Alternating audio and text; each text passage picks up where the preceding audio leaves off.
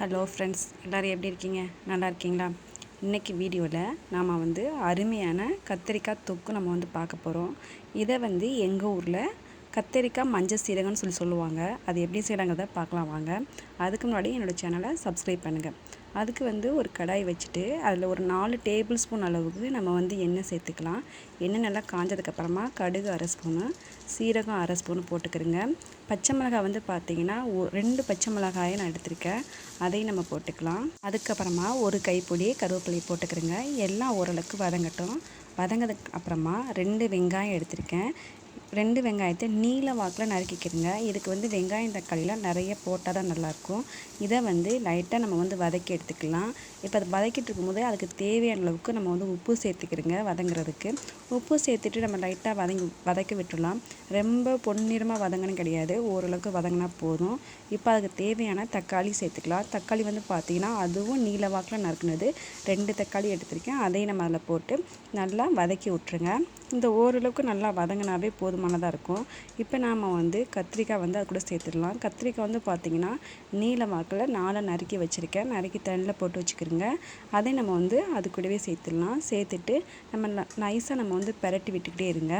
கொஞ்சம் ஓரளவுக்கு எண்ணெயில் நல்லா வதங்கட்டும். அது வரைக்கும் நம்ம பெரட்டி விட்டுக்கலாம். இது எண்ணெயில் கொஞ்சம் லைட்டாக வதங்கினா தான் நல்லாயிருக்கும். இப்போ அதுக்கு தேவையான மசாலா பொருள் சேர்த்துடலாம். மஞ்சத்தூள் 1/2 ஸ்பூன் சேர்த்துருக்கேன். சீரகப்பொடி 3/4 ஸ்பூன் சீரகப்பொடி சேர்த்துங்க. மிளகாத்தூள் 1 ஸ்பூன் சேர்த்துக்கிறீங்க.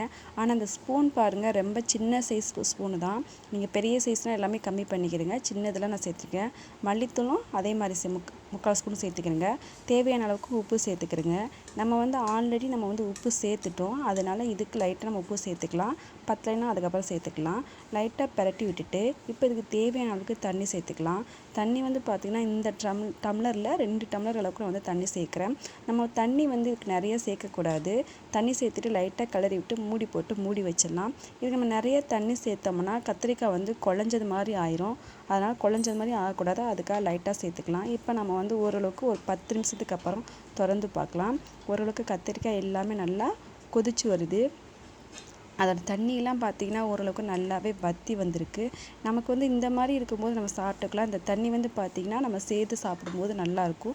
நமக்கு இந்த தண்ணி வேணாம் அப்படின்னா இன்னும் கொஞ்சம் நேரம் லைட்டாக நம்ம வதக்கி விட்டுகிட்டே இருந்தோம்னா நல்லா வதங்கிடும். இப்போ நீங்கள் பார்த்தீங்கன்னா கத்திரிக்காய் பார்த்திங்கன்னா நல்லா குழையாமல் ஓரளவுக்கு எடுத்து சாப்பிட்ற அளவுக்கு நமக்கு வெந்திருக்கு. நம்ம தக்காளியும் சரி, வெங்காயமும் சரி, அந்த கத்திரிக்காயும் சரி, எல்லாமே நம்ம கடித்து சாப்பிட்றோம் அப்படிங்கிற மாதிரி இருக்கணும்.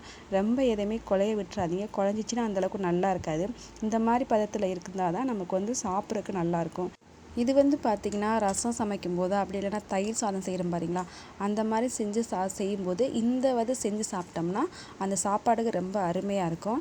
நீங்களும் உங்கள் வீட்டில் இது மாதிரி ட்ரை பண்ணி பாருங்கள். ட்ரை பண்ணி பார்த்துட்டு எப்படி இருந்துச்சு அப்படிங்கிறத கண்டிப்பாக எனக்கு கமெண்டில் எழுதி அனுப்புங்க. இந்த வீடியோஸ் உங்களுக்கு பிடிச்சிருக்குன்னு நினைக்கிறேன். பிடிச்சிருந்துச்சுன்னா லைக் பண்ணுங்கள், ஷேர் பண்ணுங்கள், கமெண்ட் பண்ணுங்கள்.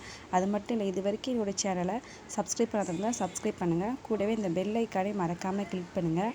அப்போ தான் நான் போடுற வீடியோஸ் எல்லாமே எனக்கு சேரும். Thank you for watching.